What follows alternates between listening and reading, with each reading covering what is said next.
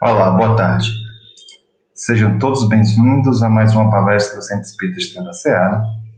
Hoje estamos recebendo a senhora Maria Emília Botada, que se encontra aqui já conosco, nos bastidores, aguardando o momento da sua fala. É um prazer tê-la conosco, doutora. Eu que agradeço. Vamos fazer a leitura da mensagem da tarde de hoje, buscando já iniciar nossas reflexões, sendo que o momento de Páscoa para nós espiritistas se resume à reflexão. Livro Vida Feliz, mensagem 106. A tristeza é mensageira de sofrimento. Não te prendas a ela, nem te permitas contaminar pelos seus miasmas.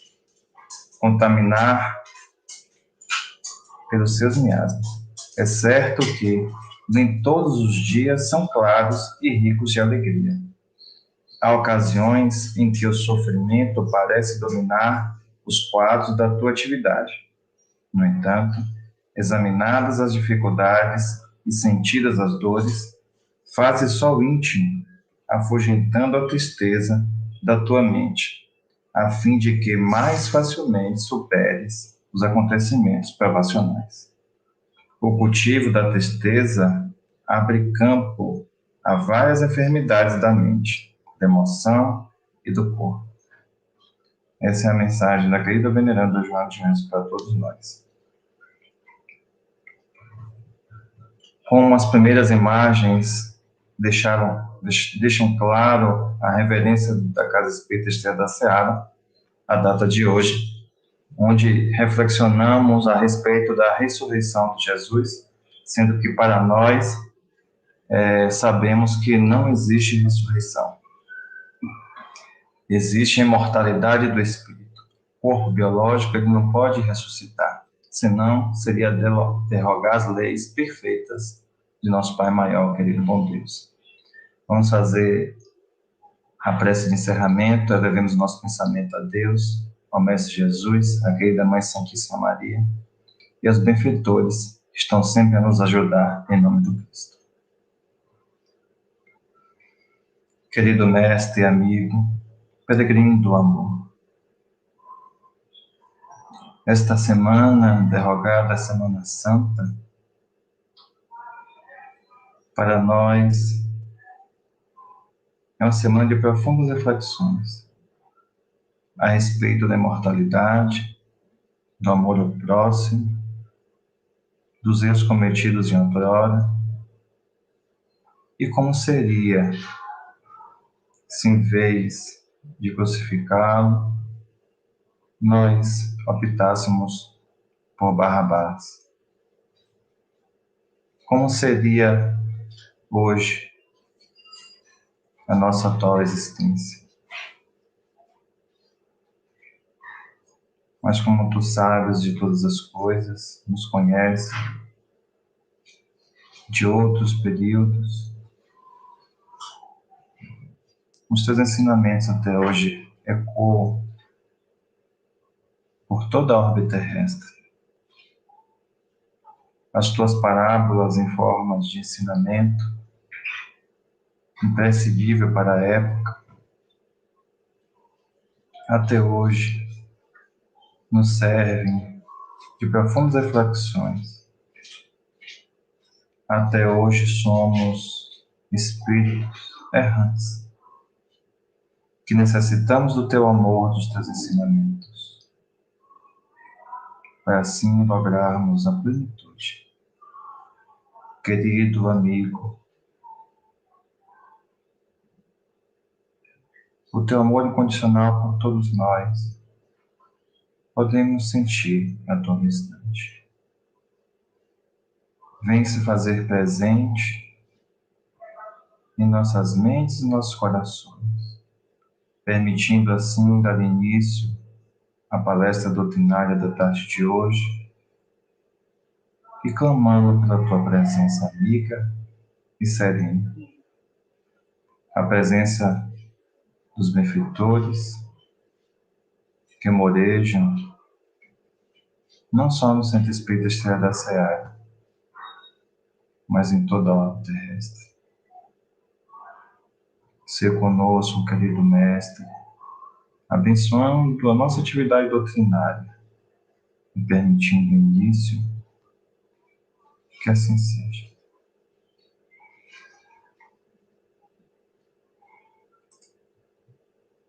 Doutora Emília, seja muito bem-vinda. É um prazer estar contigo mais uma vez. Hoje, nesse exato momento, a palavra é toda sua. Tá bom, eu agradeço, Alain, agradeço a casa que me convida constantemente. É uma pena que nós estamos apenas virtualmente, né? Porque o sabor de estarmos mais próximos é muito interessante, é muito mais gostoso, na verdade. Mas sabemos que todo o trabalho se realiza mesmo à distância e numa sala virtual. Então, agradeço a vocês, a casa, pelo convite, agradeço a Deus e a Jesus, a esses amigos espirituais que nos permitem estarmos sempre juntos, vencendo os obstáculos de cada etapa, né? E hoje nós temos que falar sobre como os espíritos se comunicam. Existem muitas pessoas ainda aí fora que, de uma forma generalizada, ainda pensam em espíritos como sendo assombração, alma penada, fantasmas, coisa do outro mundo, como se o mundo do espírito fosse um mundo além, muito além deste próprio mundo. E o que são os espíritos verdadeiramente falando? Né? A doutrina dos espíritos ela traz com uma clareza muito grande o que são os espíritos. Os espíritos são as almas dos homens que um dia foram encarnados e um dia estiveram aqui deste lado, que é o lado da matéria. Então, conclusão, não se assuste, um dia você também será espírito, nós seremos espíritos, porque assim que deixarmos essa matéria, esse corpo físico, estaremos entrando na humanidade de desencarnados. Então, a nossa humanidade, ela se forma do lado espiritual e do lado material. Existem os seres encarnados e os seres desencarnados. E os espíritos são os seres desencarnados. Existe uma inter-relação constante, diária, intensa, entre esses dois universos, o universo material e o universo espiritual. Nós nos interligamos através dos pensamentos, através das nossas ideias, dos nossos desejos, através de tudo isso que emana de nós, uma ligação profunda com esses seres, que nada mais são do que os homens que um dia estiveram aqui e que se encontram hoje nisso que nós denominamos o plano do espírito. Essas duas humanidades, né? Essas duas dimensões da humanidade terrena, ela foi muito bem explorada e trabalhada por Allan Kardec no Livro dos Espíritos, entre a pergunta 456 e a 584, que é um capítulo inteiro, talvez um pouco mais do que um capítulo, não me lembro se estão todos no mesmo capítulo, estão todos no mesmo capítulo, sim, agora me vem à memória, que é a relação, a intervenção dos espíritos no mundo terreno. A intervenção dele no nosso pensamento, a intervenção dos espíritos nas circunstâncias da vida, a intervenção desses mesmos espíritos sobre os fenômenos da natureza e uma série de outras questões que Kardec aborda nessa parte do Livro dos Espíritos, justamente para ampliar a nossa capacidade de compreensão dessa inter-relação cotidiana, rotineira, que se faz entre os dois mundos. Então, não há que se temer o espírito, há que se compreender o espírito, ora encarnado no plano terreno, ora desencarnado, mas ainda fazendo parte desta humanidade que chamamos humanidade terrena. Allan Kardec também coloca, pautado na informação e nos conhecimentos oferecidos pelos espíritos superiores, a constituição do homem encarnado, do homem espírito encarnado. do que se constitui o homem, de que nós somos feitos, afinal de contas. E eles nos dizem que somos feitos de 3 elementos. Na verdade, nós somos constituídos por 3 elementos. Nós somos constituídos pelo corpo físico, que é esse que nós vemos aqui pelos nossos sentidos. Existe um outro corpo, que é um corpo fluídico, semimaterial, já não é matéria pura e simplesmente, mas é a matéria já com qualidades mais sutis, capaz de se interligar a essa essência divina, que é a terceira parte. Então, nós temos corpo físico, esse corpo luminoso ou corpo fluídico, que Kardec denominou o perispírito, e temos a alma, o espírito, o ser inteligente. A constituição do homem encarnado é essa. Quando o homem desencarna, ele deixa o corpo físico, porque esse volta às origens da matéria orgânica, da matéria do próprio planeta, e permanece com esse corpo sutil, ou perispírito, e continua a sua jornada no plano do espírito, até que uma nova encarnação, uma nova existência, seja traçada por ele, por aqueles que são responsáveis pelo seu processo evolutivo, e ele retome novamente a carne. E olha que interessante, os espíritos se comunicam rotineiramente, nós querendo ou não. Né? E vamos perceber pelo estudo da doutrina espírita que se não houvesse essa comunicação constante, talvez nós, os encarnados, não conseguíssemos dar conta de toda a avalanche de problemas, dificuldades e demandas que nós temos na vida física. Há que se ter, no mínimo, 8 horas de sono, ou por volta de 8 horas de sono, para que o espírito liberto do corpo retorne ao plano de origem, reveja aqueles com quem ele lá já permaneceu algum tempo e que estão por lá na retaguarda de toda essa jornada aqui na matéria, e recompõe as suas próprias forças. Então, nós já começamos por aí entendendo como é que os espíritos começam a se manifestar na nossa vida de encarnado. Existem 2 categorias de fenômenos que demonstram muito bem a interação dos 2 planos e a comunicação dos espíritos conosco. A maioria das pessoas, sem muito conhecimento, sem profundidade de conhecimento, acreditam que os espíritos só se manifestam através desses fenômenos ostensivos, quando eles falam através dos médiuns ou escrevem através dos médiuns, ou quando movimentam coisas na matéria.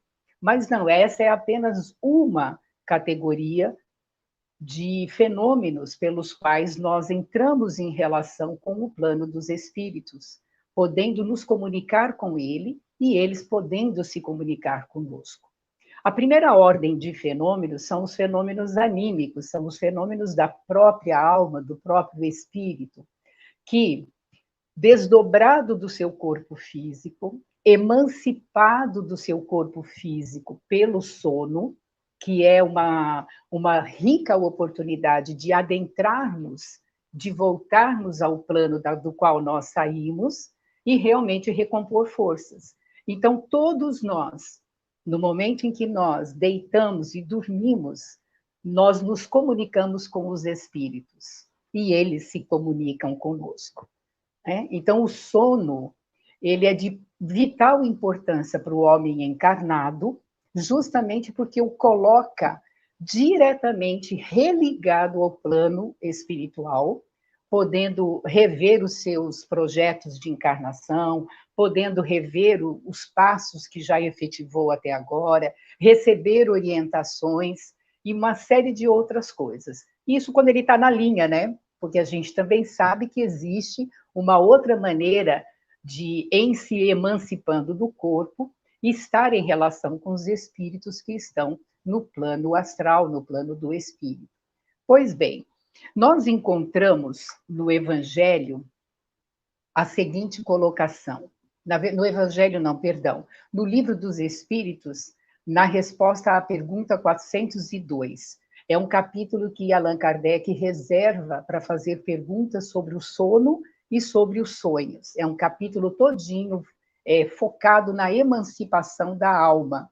A emancipação da alma é um fenômeno natural que ocorre com cada um de nós, toda vez que nós estamos com o corpo físico debilitado, dormindo, em leve sonolência, em pequena apatia. Toda vez que as nossas funções físicas ficam adormecidas por qualquer tipo de circunstância, existe essa emancipação.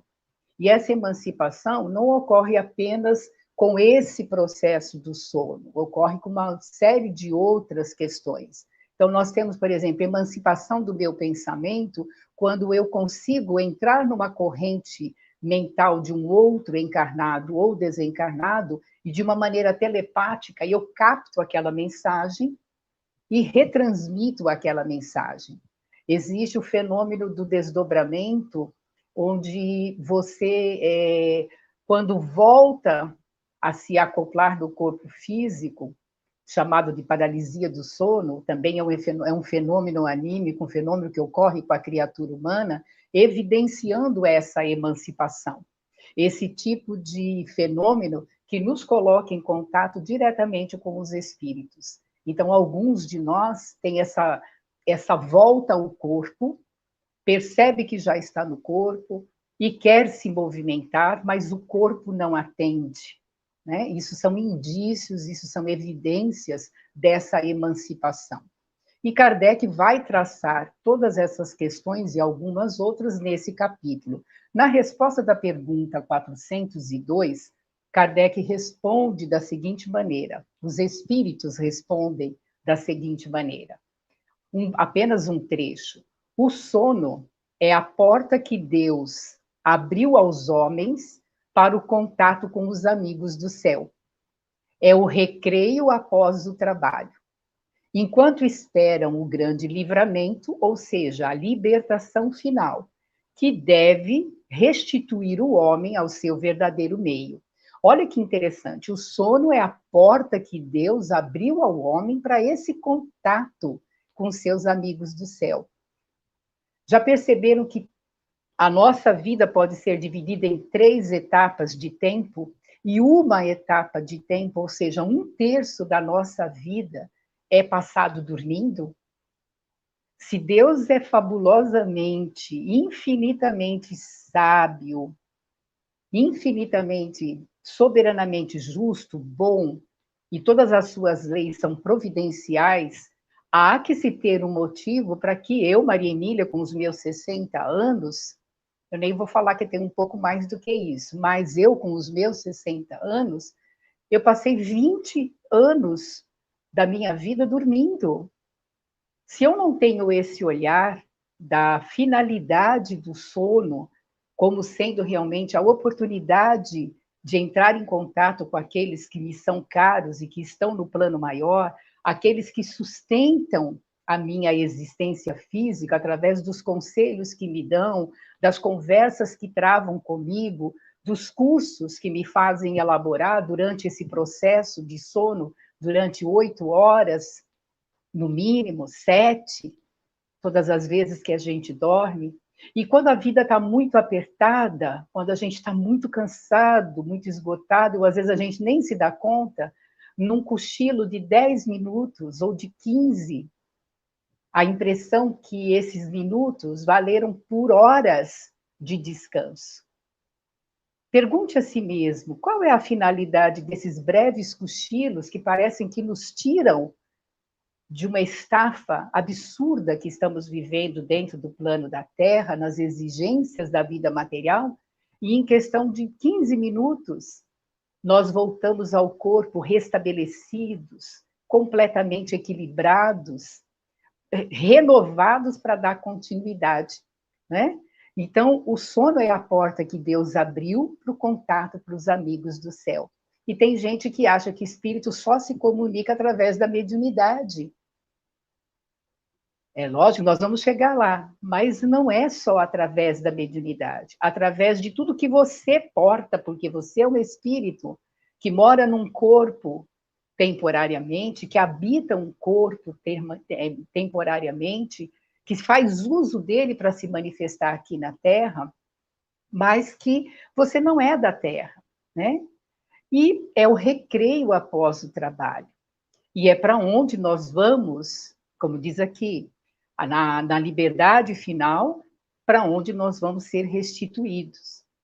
Mas olha só, homens, nós, seres humanos, espíritos encarnados, que praticamos o bem, que nos esforçamos para praticar o bem, que estamos focados nessa questão de descobrir uma maneira sempre boa de fazer as coisas, nos preocupamos em manter a ordem, a dignidade, a honestidade, nos preocupamos em conter os nossos impulsos e direcioná-los com qualidades mais humanas, de respeito a nós mesmos e aos outros, espíritos mais enobrecidos, indivíduos comuns, mas que têm uma preocupação muito grande consigo e com o próximo, não querem saber de passar a perna a ninguém, nem tirar muito proveito, apesar de todos os erros e defeitos que ainda carregamos, quando focados no bem, é dessa maneira que o sono nos proporciona esse contato com espíritos que realmente vão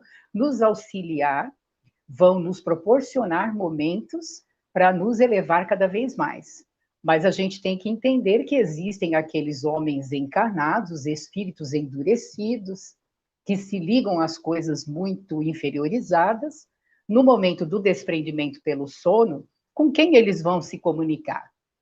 Eles ficam nesse mesmo esquema de perturbação mental, muitas vezes não conseguem ir a lugares muito distantes do próprio corpo, e se forem, vão sempre ficar muito ligados à mesma qualidade de energia que emanam durante o dia enquanto encarnados. Então, eles continuam nas suas doutrinas nocivas, eles continuam com seus pensamentos de prazer, de desejo, buscam essas atividades de baixa categoria e continuam desta forma também se interrelacionando com o plano do espírito, que existem homens dessa qualidade, porque já está longe a ideia de acreditar que todos os espíritos desencarnados são espíritos bons e que nós podemos evocá-los para resolver os nossos problemas. Não funciona bem assim, né? Os espíritos são de todas as categorias, da mesma maneira que os homens encarnados, existem aqueles que são de todas as categorias. Existem homens nobres, homens bons, homens não tão bons assim, homens horríveis de comportamento, e aqueles que, infelizmente, se igualam aos animais, a ponto de nós olharmos para um homem com essa qualidade de manifestação e acreditarmos que um cachorro, um cavalo, um gato se manifesta melhor do que ele, porque ele se iguala ao pior que há na espécie animal, né? Que é na energia do ataque, da defesa, da violência, dessa agressividade insana que acomete a criatura humana. E os sonhos representam partes das lembranças dessas nossas viagens astrais, dessas viagens, dessas inter-relações com o plano do espírito. Nós não vamos falar de sonho, porque sonho é muito mais amplo do que isso, mas o fato de Kardec ter trazido as qualidades que nós encontramos e indícios que encontramos de uma relação muito direta com os sonhos é bastante interessante, vale a pena até um momento específico para refletirmos, né? Porque existem sonhos premonitórios, sonhos de cunho espiritual, e existem aqueles sonhos que são cotidianos, que fazem parte do nosso psique. Então, fica para um outro momento. Até aqui, eu estou falando da comunicação com os espíritos de uma forma muito minha com eles, sem que ninguém perceba. É uma relação própria da alma com aqueles que estão do outro lado. Eles se comunicam conosco. O teu parente morre, ele vem se comunicar com você. Uma mãe, um pai, um filho, ele se comunica com aquele que aqui ficou através do sonho, através do sono, justamente para acalentar, para diminuir a saudade, para acalmar a dor que se tem desta separação. principalmente quando não há muito entendimento. Mas agora a gente vai falar dos fenômenos mediúnicos, que é a segunda categoria de fenômenos que demonstram essa relação entre os dois mundos, que até bem pouco tempo a ciência do mundo, ou ainda uma boa parte da ciência do mundo, ainda coloca essa categoria de fenômeno como fenômeno sobrenatural. E eles não são, eles são completamente naturais, porque fazem parte da nossa rotina, do nosso dia a dia, onde existem homens, existem fenômenos psíquicos que se expressam de forma anímica, quando só as qualidades e os atributos do próprio indivíduo estão em ação. E fenômenos mediúnicos, quando as qualidades do próprio indivíduo estão ligadas, estão interrelacionadas com as qualidades de pensamento e de sentimento de espíritos e de mentes externas, e aí se processa todo um fenômeno. Os fenômenos mediúnicos mais comuns é o de psicografia, né? Nós temos aí uma infinidade de médiuns que são médiuns psicógrafos, que escrevem livros inspirados pelos espíritos, e também temos a psicofonia, vulgarmente conhecida como incorporação, né? Quando o espírito toma das cordas vocais, da região cerebral do encarnado, do médium, e ele então manifesta pela voz aquela mensagem. Fenômenos que ocorrem na minha casa, na sua casa, na casa do vizinho, na casa do crente, na casa do protestante, na casa do católico, na casa do ateu. Por quê? Porque não tem religião, né? Mediunidade, ela não escolhe o indivíduo, e não escolhe a raça, não escolhe a cor. Mediunidade é característica nossa. Kardec diz que todos somos médiums, porque todos nós podemos, de uma forma ou de outra, interagir com os espíritos e receber informações dos espíritos. Haja vista que todos nós que aqui nos encontramos, nesta sala, já tivemos momentos de intuição, e muitos momentos de intuição. A gente, às vezes, não se dá conta de que é uma voz amiga que se manifesta por essa qualidade do sexto sentido, da mediunidade, que é um sentido extrasensorial que nós temos, e eles se fazem presentes, comunicando uma mensagem, muitas vezes a gente não dá atenção. Depois de 10 minutos que aconteceu, você fala, nossa, bem que eu pensei nisso antes de sair de casa. Por que eu não dei atenção ao que eu pensei? Não é? Então, isso são mecanismos utilizados. Todos somos médiums nesse sentido. Médiums no sentido de nos emanciparmos e sofrermos em nós sintomas e reações dessa inter-relação com todo um plano que nos cerca e que não é um plano material, é um plano sutil, mas que está aqui, é sensível à nossa percepção de alma, é sentível isso, né? E aí nós temos esses fenômenos mediúnicos, que são mais ostensivos. Então, Kardec designou estes indivíduos cuja constituição orgânica é uma questão de organismo, é o organismo daquela criatura que, quando ele é organizado para permitir a manifestação desta alma, desse espírito que ali se encarna, esse veículo, ele tem determinadas características que vão propiciar determinados fenômenos mais ostensivos, inclusive fenômenos de cura, né? Fenômenos que vão chocar efetivamente os nossos sentidos físicos.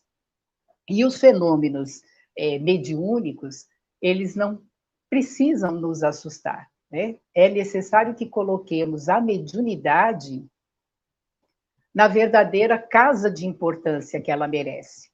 A mediunidade não pode ser encarada como uma punição, como um castigo, como foi há muito tempo, ou ainda é para algumas pessoas que se veem tomadas pelos sintomas da mediunidade, pelos sintomas da influência de determinados espíritos, E aí nós temos que enxergar e entender as questões da reencarnação, as questões íntimas de qualidade de pensamento, de sentimento. Nós temos também que entender as condições de uma história espiritual complexa de cada um de nós, que nos traz para uma nova existência, trazendo conosco todas as necessidades e todas as possibilidades de realizar os planos traçados com aqueles que são os grandes responsáveis pelas nossas existências, até que a gente ganhe poder total sobre ela, entendendo todos esses prismas e colocando a mediunidade no verdadeiro lugar. Mediunidade não é punição, não é castigo, não é uma coisa do qual eu devo fugir, do qual eu devo evitar ou eu devo negar, porque isso nós já fizemos, muitos médiuns fazem isso e têm uma vida. Médiuns com essa categoria de fenômenos, mais ostensivos, porque uma grande maioria é médium na vida e nem se apercebe. Nós temos músicos, poetas, nós temos desenhistas, nós temos cientistas, nós temos uma enormidade de pessoas que são altamente inspiradas por espíritos, se comungam na mesma sintonia de pensamento e ali criam junto uma música, um poema, uma peça teatral, um quadro, ou descobrem em laboratório qualquer tipo de benefício para a humanidade, e ali tem médiums. Só que existem aqueles médiums que precisam de um cuidado muito maior e de uma atenção muito maior para tudo isso. E aí os espíritos se comunicam através deles de uma maneira muito mais ostensiva, para alguns indivíduos de uma maneira até por demais ostensiva, que causa uma série de transtornos a princípio. As nossas casas espíritas, elas ficam de portas abertas recebendo médiums em potencial diariamente. Médiums que precisam apenas entender o fenômeno, compreender esse fenômeno, aceitá-lo e, a partir daí, estudando aquelas características que lhes são próprias, empreender uma jornada de controle, de segurança, de conhecimento.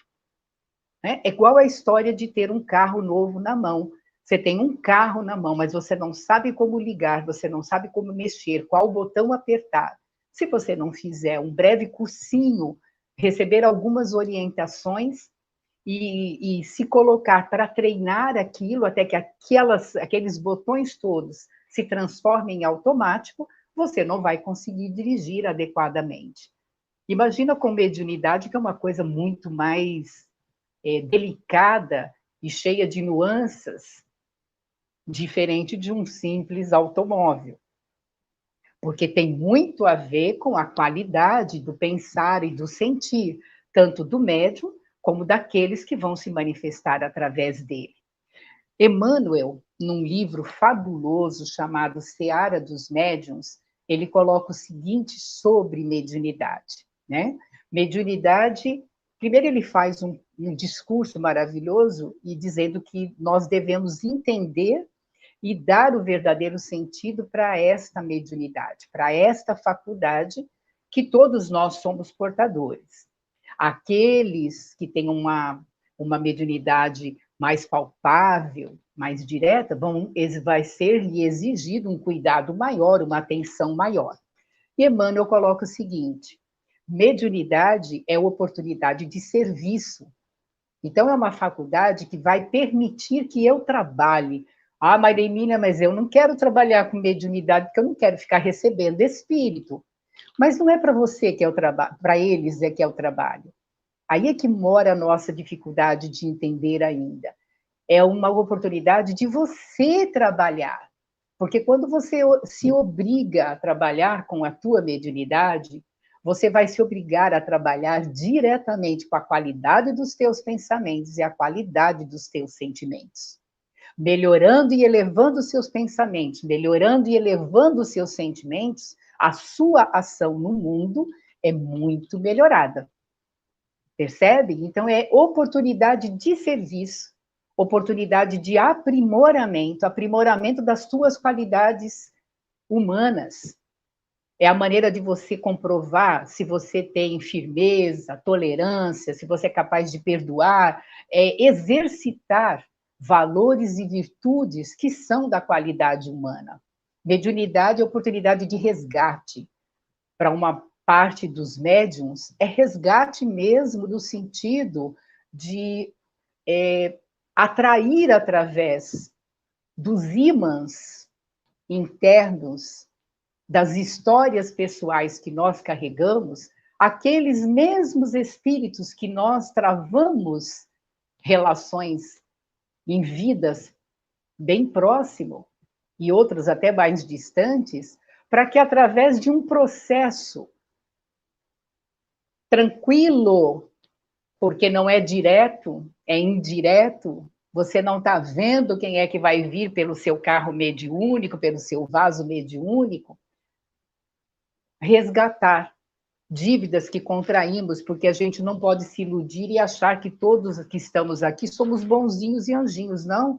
Nós somos espíritos muito endurecidos. E é por isso que a mediunidade, para muitos de nós, é altamente exigente, porque ela traz, como diz Emmanuel, na sua folha de serviço, não só uma oportunidade de aprimoramento, mas uma grande oportunidade de resgate. E a gente não quer se defrontar com responsabilidades. Mas está aí. Se você não quiser, você pode ficar livre, mas todos os sintomas desagradáveis de uma mediunidade desajustada poderão acompanhar você por muito tempo.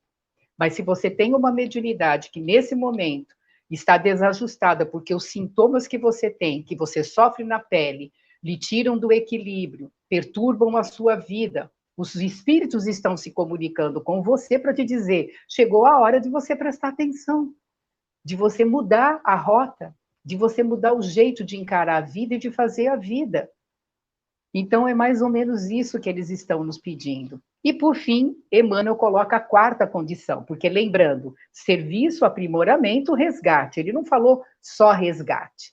E, no final, ele fala a palavra-chave, solução. Mediunidade é solução, solução para todos os nossos problemas. Se nos 100 anos, isso ele falou em 1961, a mediunidade serviu apenas para atender os mistérios brilhantes de uma observação científica, projetando perguntas e inquirições do homem para a esfera espiritual, é justo que, neste momento, a mediunidade venha satisfazer as necessidades morais da Terra, carreando avisos da esfera espiritual para o homem. Ou seja, através da mediunidade, os céus se comunicam com a Terra, para que, de uma maneira de inter-relação constante, nós possamos nos elevar através de uma ética, de uma moral mais condizente com a natureza humana. Nós nos achamos em pleno movimento de recuperação da dignidade humana. Termina Emmanuel essa mensagem do Seara dos Médiuns. E fica aqui também o meu encerramento, né? Permitindo que cada um de nós saia daqui desta cela hoje pensando que o mundo dos espíritos se comunica conosco dioturnamente.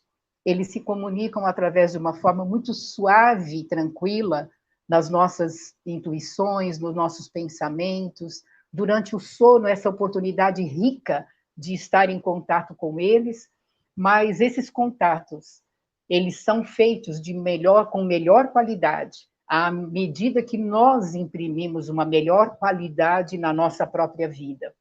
E se portadores de uma mediunidade, que é um canal, é uma faculdade que permite uma manifestação muito ostensiva, muito palpável, muito evidente, do plano maior sobre o plano menor, do plano espiritual para o plano físico, que nós atentemos para isto, né? O quanto eles estão nos convocando a essa mudança de pensamento, de sentimento, para manifestar qualidades muito mais humanas em todas as nossas atitudes.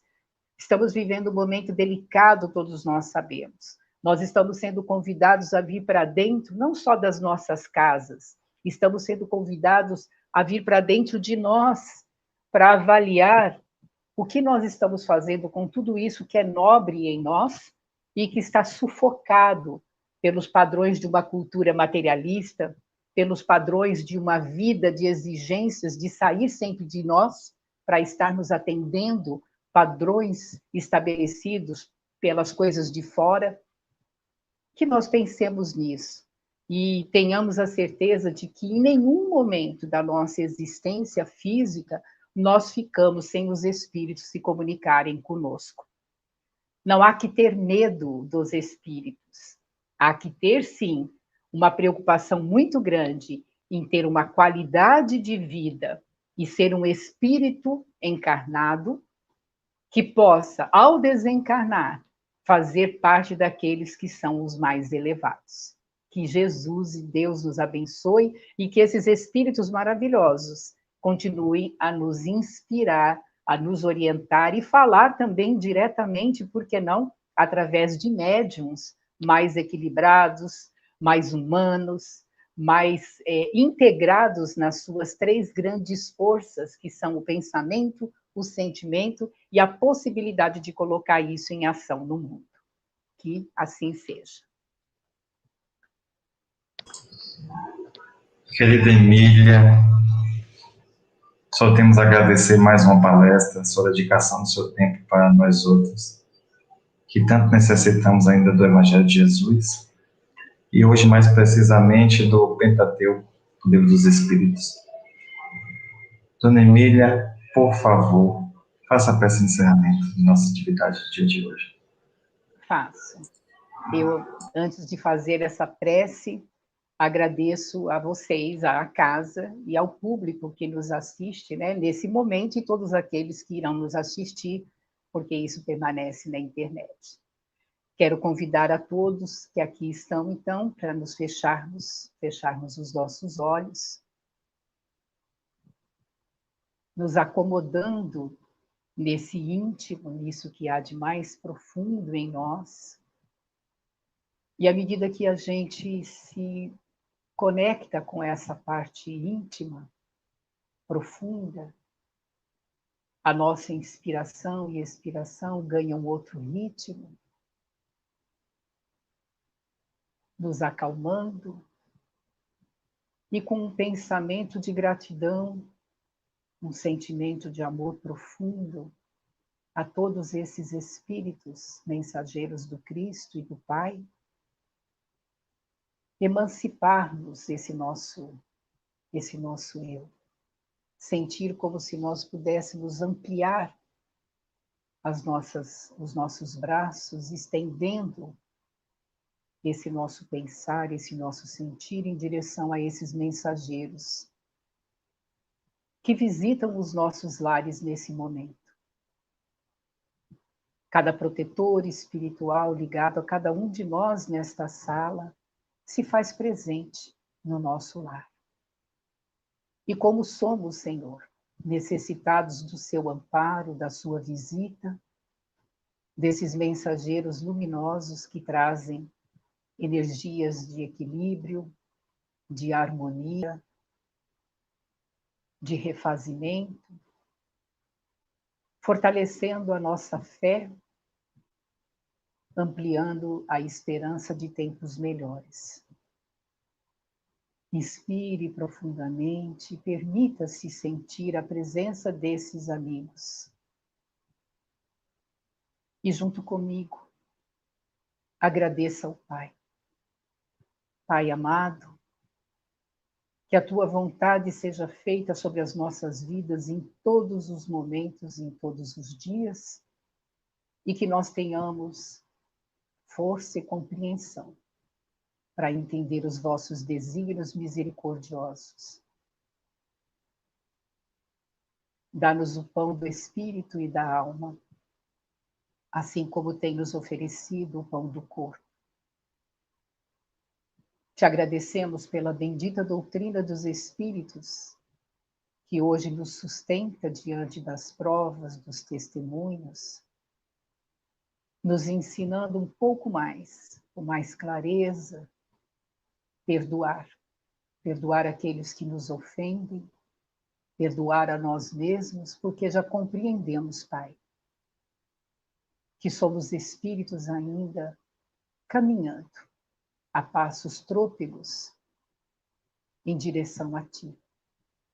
Que a Tua luz infinita paire sobre nós, sobre a humanidade terrena, a cada vizinho, não do bairro, da comunidade, do país, mas a cada vizinho desta humanidade, podendo em pensamento derrubar as barreiras físicas que nós mesmos construímos, para que se faça a partir do meu coração, a partir do nosso coração, um movimento verdadeiro de solidariedade, de fraternidade e de caridade. Que a Tua paz infinita esteja conosco. Jesus, Mestre amado, nós Te agradecemos. Mestre Allan Kardec, gratidão. E desta forma, encerramos esse trabalho agradecidos, sentindo na alma a vossa presença, amiga. Que assim seja.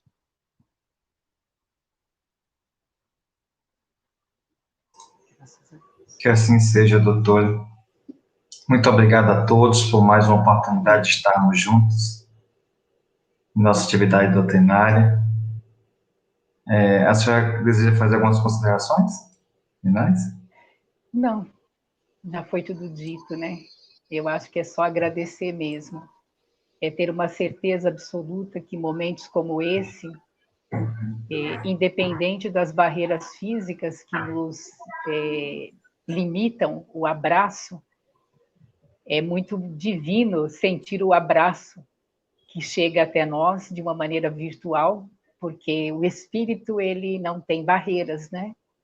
E isso é muito gratificante. Sentir aqui, a gente se emociona, desculpe, eu estou emocionada, porque sentir a presença ostensiva de uma luz divina é muito gratificante. É a força que todos nós desejamos, pedimos para dar continuidade a essa existência, né? É isso. Desculpe a emoção, mas é que no fim aconteceu aí, né? Obrigada. Mas é assim mesmo. Isso que nos dá a energia para continuar trabalhando, superando nossas dificuldades ainda terrenas. Verdade. Não tem por que ficar com vergonha, somente agradecer aos benfeitores que estão atuando, né, ao redor de todos nós, em especial da senhora, que é a comunicante da tarde de hoje. É um prazer imenso estar com todos vocês. Até a quarta-feira com Cláudia. Até. Uma boa tarde e muita paz para todos. Um abraço carinhoso para todos. Para a senhora também.